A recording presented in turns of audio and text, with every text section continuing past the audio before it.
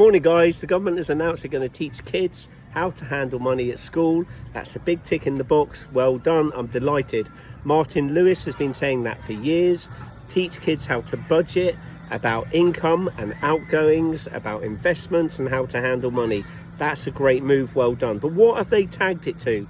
They've tagged it to, we're also going to teach about citizenship and misinformation. So they're going to start classes on citizenship.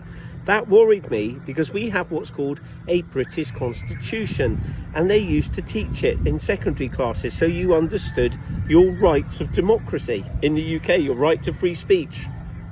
You know, that is the key one, the Magna Carta. They used to teach how the government worked and the House of Lords worked and how people got elected in, first past the post. And they used to talk about all the different types of, you know, democracies around the world. But now they're talking about global citizenship, I bet. How can you be a good global citizen? So that means that how can you do what the United Nations want you to do? The World Health Organization controlling your governance, the banks controlling our digital ID, our money, where we're allowed to spend it, how we're allowed to spend it, how responsible citizens respond to a climate crisis, whether you're allowed to travel, eat meat.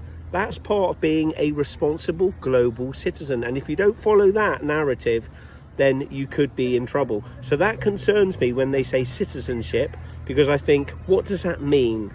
And then lastly, misinformation. Right? What is misinformation? George Orwell said in the book 1984, the governments will control what you hear and they will make decisions on what is right and what is wrong. We already saw during COVID how organizations came out and said anyone who says anything different to the narrative that's coming out of the government or the World Health Organization is a misinformation specialist.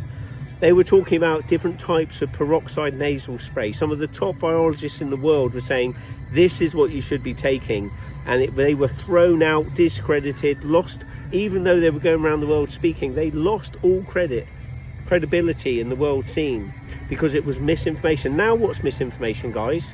Is it misinformation to talk about TR winning his law case?